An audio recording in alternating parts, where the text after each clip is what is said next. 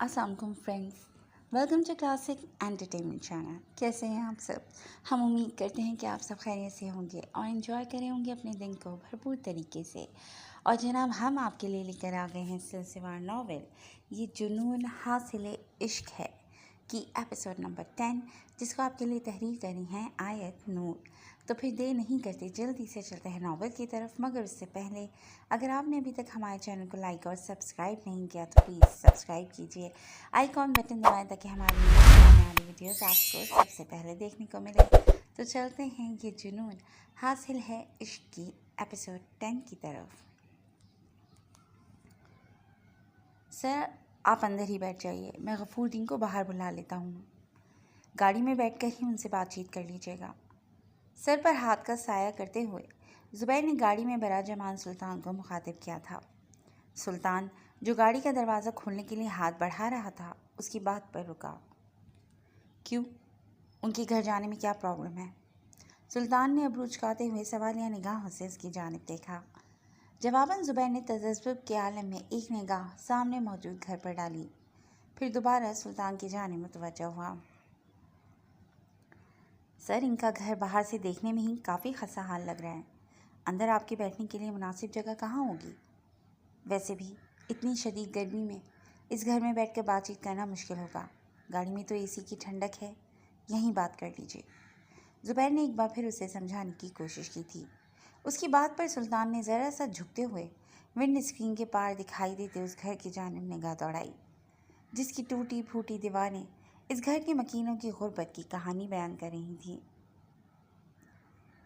मैंने अपना बचपन ऐसी खस्ता हाल दीवारों वाले घर में ही गुजारा है ज़ुबैर, एंड बिलीव मी, जितना सुकून इन खस्ता हाल दीवारों से बने घर में होता है ना, वो सुकून शाही महलात में भी नहीं मिल सकता। बात करते हुए सुल्तान के लहजे में बचपन की यादों की परछाइयाँ थीं। ज़ुबैर उसकी बात पर लाजवाब होता खामोश हो गया। सुल्तान ने गाड़ी से उतरने से कबल कोट की अंदरूनी जानिब छुपा रिवॉल्वर निकाल कर डैशबोर्ड पर डाला, फिर गाड़ी का दरवाज़ा खोलते हुए बाहर निकला। गार्ड से कहो उन्हें साथ अंदर आने की ज़रूरत नहीं है, बस तुम आओ मेरे साथ। एक अछड़ती सी निगाह पीछे खड़ी गार्ड्स की गाड़ी और आसपास खड़े उन्हें रश्क भरी निगाहों से देखते इस गांव के मकीनों पर डालते हुए सुल्तान ज़ुबैर से मुखातिब हुआ था। ज़ुबैर इस बात में सर हिलाता गार्ड्स की गाड़ी की जाने बढ़ा, जबकि सुल्तान ने अपने कदम उस पुरानी तर्ज के खंडनुमा घर की जाने बढ़ा दिए। दहलीज से नीचे बने सीढ़ियों के 2 स्टेप्स अबूर करते हुए लकड़ी के उस पुराने से दरवाजे के करीब पहुंचकर सुल्तान रुका था। एक नज़र दरवाजे पर लिखे गफूरदीन के नाम पर डाली, फिर हाथ बढ़ाकर दरवाजे पर दस्तक दी और ख़ुद ज़रा साइड पर हो गया ताकि दरवाज़ा खुलते ही सामने निगाह ना पड़े। ज़ुबैर भी तब तक उसके हुक्म में आ चुका था। सुल्तान ने दोबारा दस्तक के लिए हाथ बढ़ाया ही था जब दूसरी जानिब कदमों की आहट सुनाई दी। तभी वो हाथ गिरा गया। चंद लम्हों बाद दरवाज़ा खुला और एक झुर्रियों भरा मर्दाना चेहरा नमूदार हुआ। जी कहिए। सामने खड़े 2 सूटेड बूटेड बंदों को देखकर उस शख्स की आंखों में एक पल के लिए हैरत उतरी थी। जी, गफूरदीन से मिलना है हमें, सुल्तान ने नरम लहजे में उन्हें मुखातिब किया था। मैं ही हूँ गफूरदीन, बोलिए। वो बूढ़ा शख्स शायद कुछ हद तक उनके आने का मकसद समझ गया था, तभी लहजे में रुखाई शामिल हुई। अंकल, क्या हम अंदर बैठ कर बात कर सकते हैं? सुल्तान का लहजा हनूस नरम था। गफूरदीन बाबा ने एक पल को गर्दन बाहर निकालकर पीछे खड़ी गाड़ियों और गार्ड्स की जानिब देखा, फिर दूर खड़े गांव के उन लोगों पर निगाह दौड़ाई जो उनका तमाशा देखने फिर से इकट्ठे हो चुके थे। दिल तो चाहा था कि यहीं से इनकार करते हुए उन्हें चलता कर दें, लेकिन जाने क्या सोचकर वो दरवाजे से हटते उन्हें अंदर आने की इजाज़त दे गए। सुल्तान और ज़ुबैर ने अंदर आते हुए एक तायराना निगाह घर पर डाली, जिसकी अंदरूनी हालत बाहर की हालत से कुछ ख़ास मुख्तलिफ ना थी। सुल्तान ने निगाह घर की इमारत पर डाली, जहाँ 2 कमरों के सामने शायद छोटा सा बरामदा बना हुआ था और उसके आगे सहन था, जहाँ फ़कत एक चारपाई ही मौजूद थी। बैठिए। चारपाई को उन बड़े लोगों के शान शान ना समझते हुए गफूरदीन बाबा ने अपनी हैसियत के मुताबिक अंदर बरामदे से प्लास्टिक की 2 कुर्सियां लाकर सहन में दीवार के साए में रखते हुए उन्हें मुखातिब किया था। ज़ुबैर ने कशमकश के आलम में सुल्तान की जानिब देखा, लेकिन उस अगले ही पल उसकी हैरत की इंतहा नहीं रही थी जब सुल्तान माथे पर एक भी शिकन लाए बगैर बड़े पुरसुकून अंदाज में प्लास्टिक की वो कुर्सी संभाल चुका था। बैठ जाओ। गफूर दीन बाबा फिर से अंदर जा चुके थे जब सुल्तान ने ज़ुबैर को मुखातिब किया। नहीं, मैं ठीक हूँ। ज़ुबैर ने नफ़ी में सर हिलाते हुए वहीं साए में खड़े रहना बेहतर समझा। सुल्तान बिना इसरार किए इस बूढ़े शख्स को देख रहा था जो पेडिस्टल फ़ैन उठाए बाहर ले आया था और स्विच लगाते हुए पंखा ऑन करते हुए अपनी तरफ से मेहमान नवाजी की कोशिश कर रहा था। बैठ जाइए अंकल, बस कुछ देर के लिए आए हैं हम, आपसे कुछ बात करनी है। इससे पहले कि वो फिर से अंदर गायब होते, सुल्तान ने उन्हें मुखातिब किया था। बिना कुछ कहे वो खामोशी से चेयर्स के सामने रखी चारपाई पर बैठ गए। देखो पुत्र, इससे पहले कि तुम लोग धमकियों में अपने अल्फाज ज़ाया करो, मैं साफ और सीधे लफ्ज़ों में बता रहा हूँ कि मुझे अपनी ज़मीन नहीं बेचनी। जब तक मैं ज़िंदा हूँ ये ज़मीन मुझसे कोई नहीं ले सकता। जान लेने की धमकियाँ देने की बजाय जान ले ही लो तो शायद ये ज़मीन तुम लोगों को मिल जाए। गफूर दीन बाबा ने लहजे में अजियत भरे उनके कुछ कहने से कबल हतमी अंदाज में कहा था। सुल्तान ने नासमझी से उनकी जानिब देखा। और आपको ये क्यों लगा कि हम यहाँ आपको धमकाने या जान से मारने आए हैं? सुल्तान की निगाहों में हैरत का अंसर था। जवाबत गफूर दीन बाबा ने ज़ुबैर की जानिब निगाह डाली। सुल्तान ने भी उनकी निगाहों के ताक़ुब में देखा तो लब भेज कर रह गया। ज़ुबैर, रिवॉल्वर गाड़ी में रख कर आओ। ज़ुबैर की शर्ट के नीचे महसूस होते रिवॉल्वर ने ही शायद गफूर दीन बाबा को ये बात करने पर मजबूर किया था। लेकिन सुल्तान, ज़ुबैर इस हुक्म पर एतराज़ करने ही वाला था कि वो सुल्तान की सेफ्टी के लिए हर पल रिवॉल्वर अपने साथ रखता था। आज तो गार्ड्स भी साथ नहीं आए थे, वो कैसे सुल्तान की जान रिस्क में डाल देता। जितना कहा है उतना करो ज़ुबैर। सुल्तान के लब भेज कर दो टोक अंदाज में कहने पर ज़ुबैर एक पल के लिए खामोश हो गया, फिर कदम दरवाजे की जानिब बढ़ा दिए। आप रिलैक्स होकर बैठिए, यहाँ कोई आपको डराने धमकाने नहीं आया, फ़कत बात करने आए हैं हम, और बेफिक्र रहिए, कोई ज़ोर ज़बरदस्ती नहीं होगी आपके साथ। इस पल सुल्तान एक अलग ही रूप में नज़र आ रहा था। उसकी बात पर गफूर दीन बाबा के चेहरे पर फैला इसराब और बेचैनी कदरे कम हुई। इससे पहले जो लोग आए थे वो हर बार डरा धमका कर ही गए हैं, लेकिन तुम भले आदमी लगते हो, वो नकाहत ज़दा लहजे में कह गए। सुल्तान कितने ही पल खामोशी से बैठा रहा। कुछ ही देर गुजरी थी जब ज़ुबैर वापस आता दूसरी कुर्सी संभाल गया। आप ये ज़मीन क्यों नहीं बेचना चाहते? सुल्तान ने बात का आगाज़ किया था। एक किसान के पास ज़मीन के अलावा और होता ही क्या है पुत्र? गरीब आदमी हूँ, इसी थोड़ी सी ज़मीन पर फसल काश करके घर की गुजर बुजर चल रही है। इसे भी बेच दिया तो खाएंगे क्या? बिन माँ की दो बच्चियाँ जिन्हें इस गुर्बत को देखते हुए कोई ब्याहने को तैयार नहीं, मैं ही वाहिद आसरा हूँ उनका। इस घर में बमुश्किल 2 वक्त की रोटी मिल रही है उन्हें, वो भी झेल लूँ क्या? उनके झुर्रियों भरे चेहरे पर अजियत बिखरी थी। सुल्तान उनका चेहरा देखता, उनके लहजे का दर्द महसूस करता, कितने ही पल मलाल की कैफियत में बैठा रह गया। वो सर झुकाए किसी सोच में गुम था, फिर सर उठाकर गफूर दीन बाबा की जानिब देखा। मेरे पास आपके तमाम तर मसाइल का हल है, वो अचानक कोई फैसला करता कह गया। गफूर दीन बाबा ने हैरान निगाहों से उसे देखा। देखिए, तहम्मुल से मेरी बात सुनने और समझने की कोशिश कीजिएगा। जिन लोगों की आपकी ज़मीन पर नज़र है वो ये ज़मीन किसी भी कीमत पर हासिल करके रहेंगे। आप भी काफ़ी बूढ़े हो चुके हैं, कब तक ज़मीन पर खेती बाड़ी जैसा मुशक्क़त भरा काम कर पाएंगे? मज़ीद 2 से 4 साल बाद आपकी हिम्मत जवाब दे जाएगी तो उसके बाद क्या करेंगे ज़मीन का? क्या ये बेहतर नहीं कि ख़ुद को इस खेती बाड़ी में थकाने की बजाय आप कोई और काम शुरू कर लें जो आपके लिए आसान भी हो और जिससे रोज़ी का सिलसिला भी बना रहे?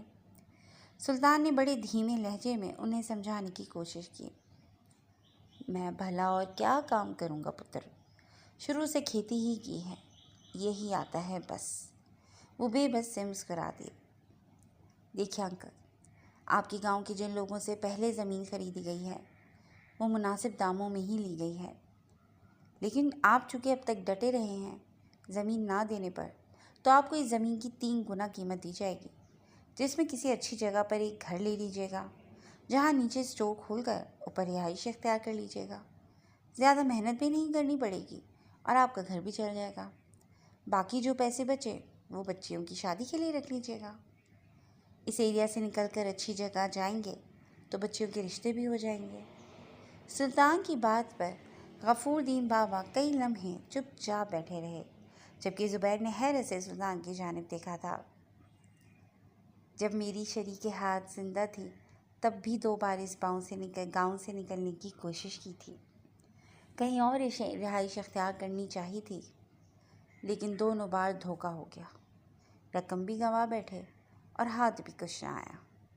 غفور دین بابا زیر لب بڑبڑائے تھے، اس کی آپ فکر مت کیجیے، گھر کا اور اسٹور کی بلڈنگ کا انتظام ہو جائے گا، بلکہ اگر آپ راضی ہیں تو پہلے آپ کے لیے گھر وغیرہ دیکھ لیتے ہیں، ساری تسلی کرنے کے بعد ہی آپ اپنی زمین ہمیں دیجیے گا۔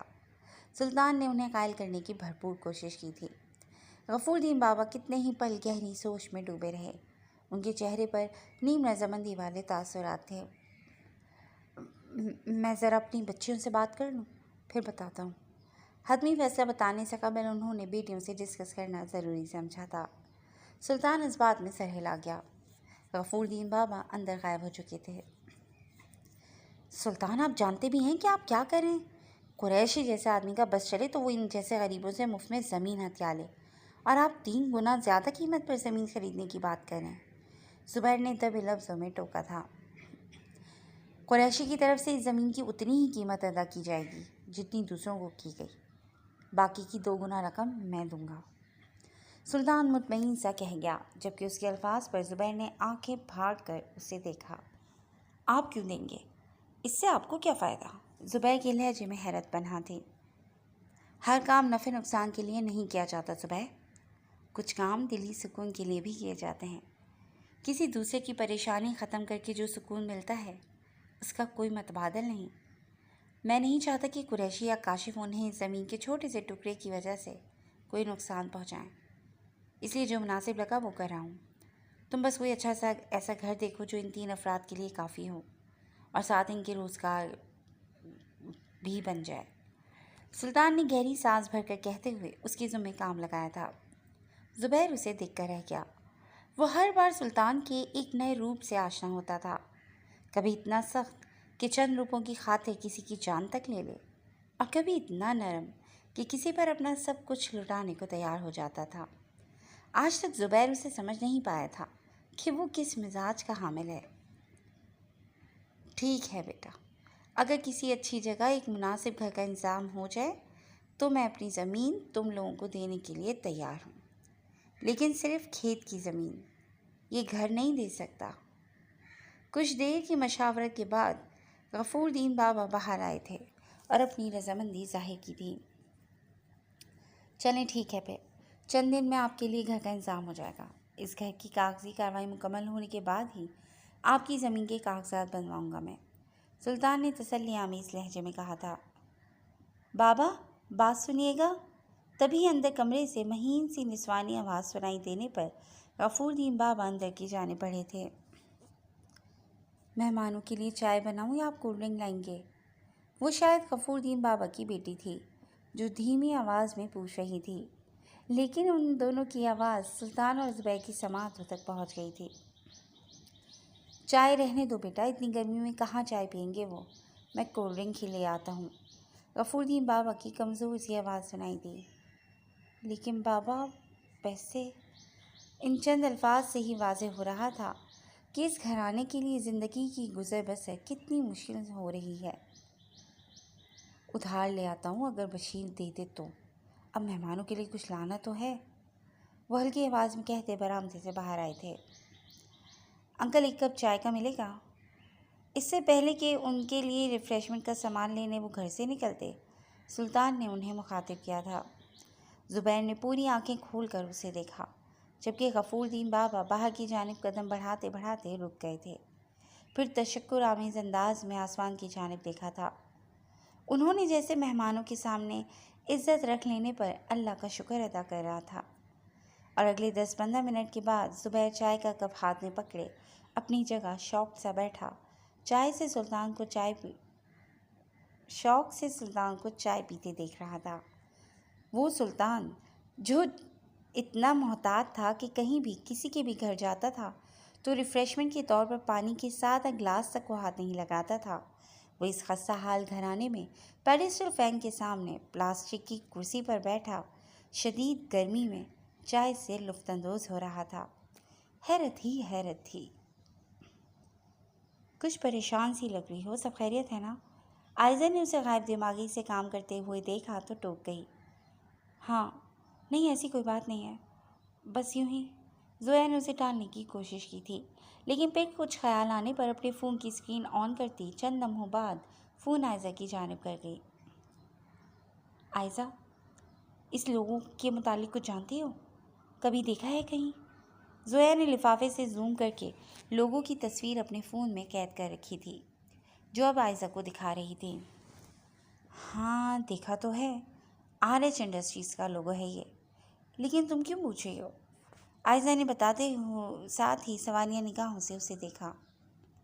RH industries? ज़ोया हैरत से बड़बड़ाई।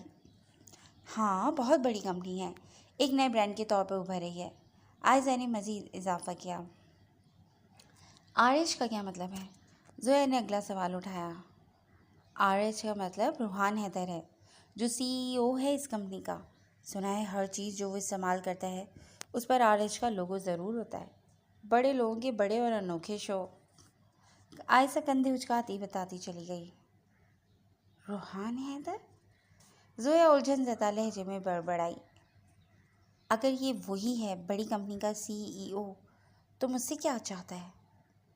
क्या ये तस्वीर पोइट्री वगैरह भेजने वाला बंदा वाकई RH इंडस्ट्रीज़ का मालिक रूहान हैदर ही है, या कोई और उसका नाम और लोगो इस्तेमाल करके बेवकूफ़ बना रहा है मुझे?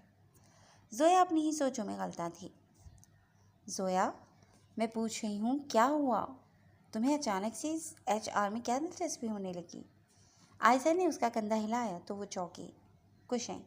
अच्छा ये बताओ, तुमने कभी देखा है इस RH मतलब रूहान हैदर को?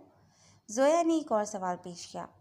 वो शख्स खुद उसके सामने नहीं आता था, लेकिन अगर आयशा ने उसे देखा हुआ है तो कम से कम कुछ तो पता चल सकता था उसके बारे में। नहीं, मैंने नहीं देखा।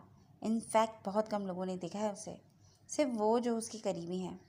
सुना है बस उसके मुतालिक और जितना सुना है उसके मुताबिक बहुत हैंडसम है, लेकिन उससे कहीं ज़्यादा सड़ियल और मखरूर। आयशा ने नाक चढ़ाते हुए बताया। अगर किसी बड़ी कंपनी का CEO है तो कभी कहीं तो आया होगा, किसी चैनल पर, न्यूज़पेपर या किसी मैगज़ीन में। उसकी कोई तस्वीर या कोई इंटरव्यू? ज़ोया मुस्तरब से पूछती चली गई। नहीं यार, बताया ना वो किसी से नहीं मिलता, ना इंटरव्यूज़ देता है। इंतहा का सख्त मिजाज और रूड बंदा है ये भाई। ये बात भाई ने बताई थी मुझे। दरअसल कुछ अरसे पहले भाई गए थे जॉब के सिलसिले में उसकी कंपनी में इंटरव्यू के लिए। हालांकि भाई के पास बड़ी कंपनीज के साथ काम करने का तजर्बा भी है, लेकिन भाई का कहना था कि जैसे ही पता चला कि CEO साहब तशरीफ़ ला रहे हैं, वहाँ का अमला यूं सांस रोके बैठा था जैसे मौत का फरिश्ता आ गया हो। बस ये हाल देखकर ही भाई बिना इंटरव्यू दिए वहाँ से आ गए। बकौल उनके, मैं इतने सख्त माहौल में काम नहीं कर सकता। आयशा साथ हाथ चलाती तेज़ी से बताती जा रही थी। ज़ोया ने मायूसी भरी निगाह फ़ोन की स्क्रीन पर चमकते उस लोगों पर डाली। रूहान हैदर। बिना आवाज़ उसके लबों ने जंबिश की थी। वो कुछ देर पहले ही घर ला आया था। कोट उतार कर स्टैंड पर लटकाते हुए उसने सफ़ेद शर्ट के बाजू फोल्ड किए, फिर फ्रेश होने की गर्ज से बाथरूम की जानिब बढ़ गया। सुल्तान, एक बुरी खबर है। चेहरे पर पानी के कतरे और पेशानी पर बिखरे हल्के नम बाल लिए वो बाथरूम से बाहर आया था जब ज़ुबैर को कमरे में अपना मुंतज़िर पाया। कहो। ज़ुबैर के मुस्तरिब लहजे के बरक्स वो अब भी पुरसुकून सा था।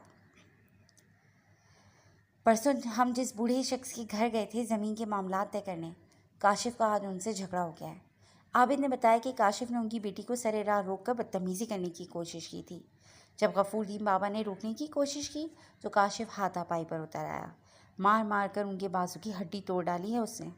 غفور دین بابا ہاسپٹل میں ہے اس وقت۔ زبیر نے پریشان لہجے میں سارا واقعہ اس کے گوش گزار کیا تھا۔ اس کی بات سن کر سلطان کے ٹاول تھامے ہاتھ ایک دم تھم سے گئے۔ آنکھیں سختی سے میچ کر اس نے اندر بھڑک اٹھنے والی آگ پر قابو پانے کی کوشش کی تھی، جبکہ چہرے کے عضلات میں سختی ابھر آئی تھی۔ ہاتھوں کی مٹھیاں بھیجتے ہوئے اس نے لب سختی سے آپس میں پیوست کیے۔ ذہن میں پرسوں کا منظر لہرایا تھا، جہاں اس ٹوٹی پھوٹی دیواروں والے خستہ حال گھر میں کھڑا وہ غفور دین بابا سے زمین کے معاملات طے کرتے ہوئے انہیں تسلی دے رہا تھا کہ ان کے ساتھ کوئی ناانصافی نہیں ہوگی، نہ ہی کوئی انہیں تنگ کرنے آئے گا دوبارہ۔ لیکن کاشف نے آج اپنی اصلیت دکھا ہی دی تھی۔ اس سے یہ برداشت نہیں ہوا تھا کہ جس کام میں وہ ناکام ہوا اس میں سلطان کامیابی حاصل کر کے اس کے باپ کے سامنے نمبر بڑھا لے۔ تبھی جان بوجھ کر ٹانگ اڑائی تھی اس نے۔ تم جانتے نہیں ہو کہ تم کس سے الجھ رہے ہو کاشف؟ مجھ سے حسد کرتے کرتے تم نے اپنی بدقسمتی کو آواز دے ڈالی ہے، وہ تصور میں کاشف کو لاتے ہوئے بڑبڑایا تھا۔ سلطان، اس کی مسلسل خاموشی پر زبیر نے پکارا۔ کاشف اس وقت کہاں ہے؟ مجھے معلوم کر کے بتاؤ، سرد لہجے میں کہتے ہوئے سائڈ ٹیبل سے گاڑی کی چابی لیتا سلطان دروازے کی جانب بڑھا تھا۔ فون پر کوئی نمبر ملاتے ہوئے زبیر بھی اس کے پیچھے لپکا۔ کاشف اپنے گھر میں ہی ہے اس وقت سلطان۔ کار پوچھ میں پہنچنے تک وہ کاشف کے بارے میں پتہ لگاتا سلطان کو انفارم کر چکا تھا۔ تم یہیں رہو، گاڑی میں خود ڈرائیو کروں گا۔ چہرے پر خطرناک تاثرات سجائے سلطان نے ڈرائیونگ سیٹ سنبھالی تھی۔ لیکن سلطان، زبیر نے کچھ کہنا چاہا تھا لیکن وہ بنا سنے زن سے گاڑی اڑا لے گیا۔ سختی سے لب بھیجے وہ تیز قدموں سے کیو آر مینشن میں داخل ہوا تھا۔ کاشف کہاں ہیں؟ آگ بھرے لہجے میں اس نے سامنے نظر آتے ملازم سے پوچھا تھا۔ چھوٹے صاحب تو اپنے کمرے میں، آپ بیٹھیے میں انہیں۔ ملازم کی بات مکمل بھی نہیں ہوئی تھی جب وہ تیزی سے سیڑھیاں پھلانگتا اوپر کی جانب بڑھا۔ دھاڑ سے کاشف کے کمرے کا دروازہ کھولتے ہوئے وہ اندر داخل ہوا تھا۔ جب میں نے کہا تھا کہ غفور دین کا معاملہ میرے ہینڈ اوور کر دیا گیا ہے، اس لیے کوئی اور اس میں مداخلت نہ کرے، تو کیوں بیچ میں آئے تم؟ خواب خرگوش کے مزے لیتے کاشف کو گریبان سے پکڑ کر اٹھاتے ہوئے سلطان دھاڑا تھا۔ یہ کیا بدتمیزی ہے سلطان؟ پہلے تو کاشف اس اچانک افتاد پر گڑبڑایا تھا، لیکن پھر اسے یوں بپھرے ہوئے شیر کی مانند اپنے کمرے میں دیکھ کر اور اپنا گریبان اس کے ہاتھ میں موجود پا کر وہ بھی سلگ اٹھا تھا۔ مجھے میری بات کا جواب دو کاشف، کیوں گئے تھے تم غفور دین بابا کے گاؤں؟ جب منع کیا تھا تو کیوں مار پیٹ کی تم نے؟ جبڑے ایک دوسرے میں بھیجے وہ غرایا تھا۔ کاشف نے آنکھوں میں نفرت دیے اس کے ہاتھ سے اپنا گریبان چھڑایا۔ ایک غریب بڈھے آدمی کے لیے اب تم مجھ پر ہاتھ اٹھاؤ گے، اپنے مالک کے بیٹے پر؟ کیا اوقات ہے تمہاری؟ اس کی بات پر سلطان کی آنکھوں سے چنگاریاں سی پھوٹنے لگیں۔ میری اوقات تمہیں بعد میں بتاؤں گا، ابھی اتنا سن لو کہ تم میرے ساتھ چل رہے ہو ان سے معافی مانگنے۔ انگلی اٹھا کر وارن کرنے کے انداز میں کہتے ہوئے سلطان نے حکم دیا تھا۔ معافی؟ اور میں؟ دماغ چل گیا تمہارا؟ میری کوئی غلطی ہی نہیں ہے تو کیوں معافی مانگوں میں؟ صرف دوپٹہ ہی تو پکڑا تھا اس بڈھے کی بیٹی کا، کون سا سرے بازار اسے بے لباس کر دیا تھا جو وہ بھڑک رہا ہے؟ اسے یہ یاد دلانا ضروری تھا کہ ان کی حیثیت کیڑے مکوڑوں سے زیادہ نہیں ہے جنہیں جب چاہے ہم جیسے لوگ پیروں تلے مسل کر رکھ سکتے ہیں۔ کاشف کے ہر انداز سے امارت کا غرور جھلک رہا تھا۔ تو تم نہیں جاؤ گے معافی مانگنے؟ سلطان نے شرر بار نگاہوں سے اسے گھورا۔ ہرگز نہیں، بلکہ اب تو میں اس کے گھر جاؤں گا، اس کی 2 جوان بیٹیوں کے پاس۔ بڈھا باپ ہسپتال میں ہوگا تو بیٹیوں کو بھی تو کسی مرد کی ضرورت ہوگی نا۔ اب دیکھتا ہوں کیسے ٹوٹے بازو اور زخمی وجود کے ساتھ وہ اپنی بیٹیوں کو بچاتا ہے مجھ سے۔ پورے گاؤں کے سامنے ننگا وہ اپنی گھٹیا زبان استعمال کرتا ہر حد پار کر رہا تھا جب سلطان کے ہاتھ کے بھاری تھپڑ نے اس کی زبان بند کی۔ گال پر ہاتھ رکھے وہ کتنے ہی پل شوق سا کھڑا رہا، پھر منہ میں گھلتے خون کے ذائقے پر ہونٹ پر ہاتھ رکھا تو پھٹے ہونٹ سے نکلتا خون اس کی انگلیوں کو سرخ کر گیا۔ تمہاری اتنی ہمت؟ مجھ پر ہاتھ اٹھایا تم نے؟ تمہیں زندہ نہیں چھوڑوں گا میں۔ وہ گھائل شیر کی طرح اپنی سدھ بدھ کھوتا تیزی سے تکیے کے نیچے سے ریوالور نکال کر سلطان پر تان گیا تھا۔ بہت برداشت کر لیا میں نے تمہیں، بہت راج کر لیا تم نے انڈر ورلڈ پر اور میرے باپ کے دل و دماغ پر۔ آج تمہارا کھیل ختم۔ ٹریگر پر انگلی رکھتا وہ کرایا تھا۔ سلطان نے سلگتی ہوئی سی نگاہ اس کے چہرے پر ڈالی، پھر اس کے ہاتھ میں پکڑے ریوالور کو دیکھا۔ بندوقوں سے کھیلنے والے کو اس چھوٹے سے ریوالور سے ڈرا رہے ہو تم؟ کیا لگتا ہے تمہیں کہ سلطان اتنا کمزور ہے جو اس کھلونے سے ڈر جائے گا؟ یا یہ سمجھتے ہو تم کہ میری موت کے پروانے پر تم جیسا گھٹیا شخص دستخط کرے گا جس میں اتنا دم نہیں کہ سامنے آ کر مقابلہ کر سکے؟ فقط حسد کرنا اور پیٹھ پیچھے وار کرنا ہی فطرت ہے تمہاری۔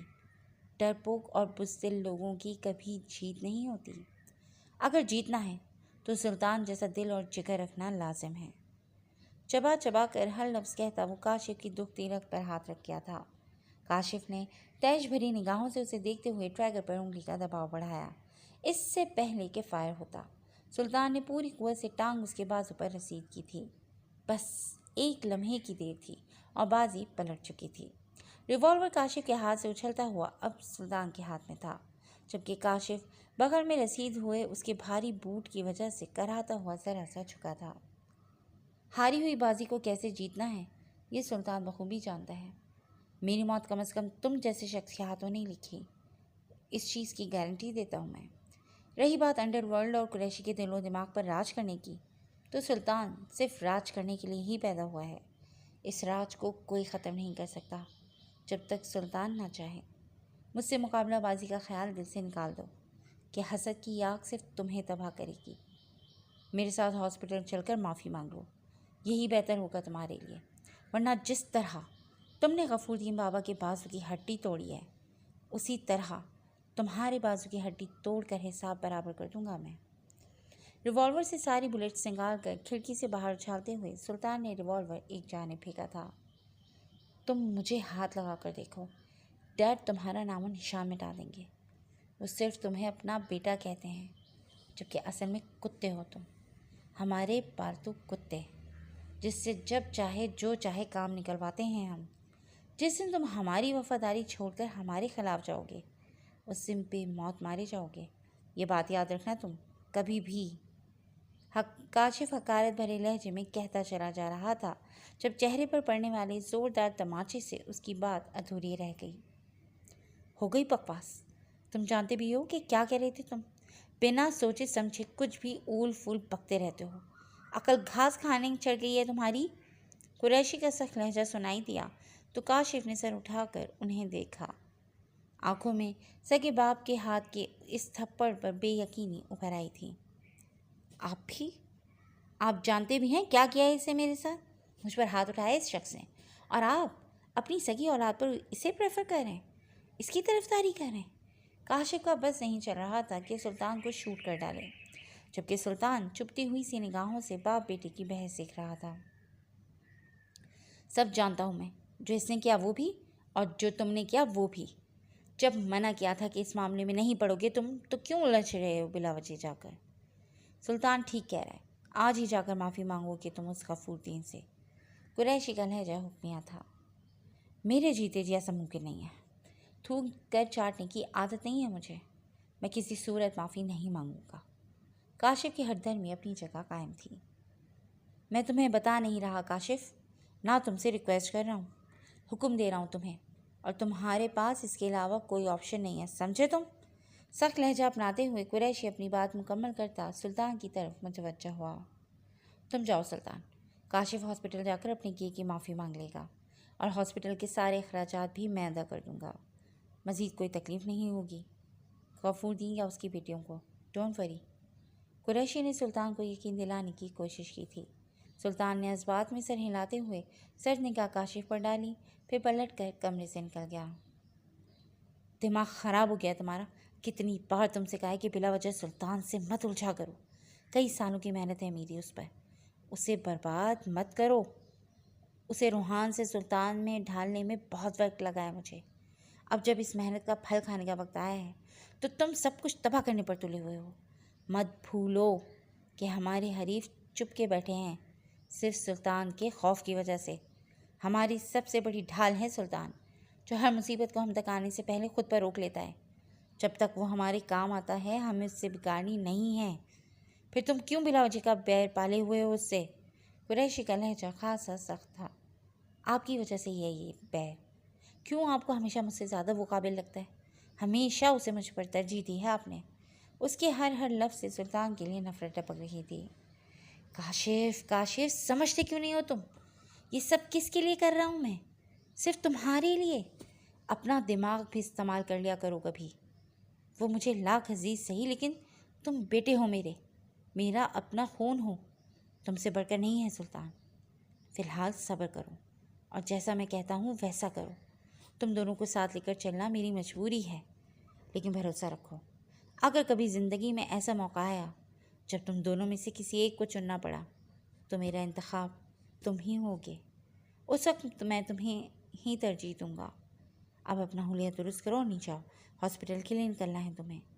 بات کرتے کرتے آخر میں نرم لہجہ اپناتے ہوئے قریشی نے اس کا کندھا تھپتھپایا تھا، پھر خود کمرے سے نکل گیا۔ جو کچھ تم نے آج کیا ہے نا سلطان، اس کے لیے کبھی معاف نہیں کروں گا میں تمہیں۔ سود سمیت بدلہ نہ لیا تو میرا نام بھی کاشف نہیں۔ تنفر سے کہتا وہ ہونٹ کے کنارے سے بہتا خون صاف کرتا واش روم کی جانب بڑھ گیا تھا۔ جی فرینڈز، آج کے لیے بس اتنا ہی۔ کیسی لگ رہی ہے آپ کو آیت نور کی یہ کاوش؟ ہمیں انتظار رہے گا آپ کے کمنٹس کا، اور آپ جڑے رہیے گا کلاسک انٹرٹینمنٹ چینل کے ساتھ، جہاں بہت جلد ہم نئی ایپیسوڈ لے کر حاضر ہوں گے۔ ٹل دین ٹیک کیئر اینڈ اللہ حافظ۔ السلام علیکم فرینڈز۔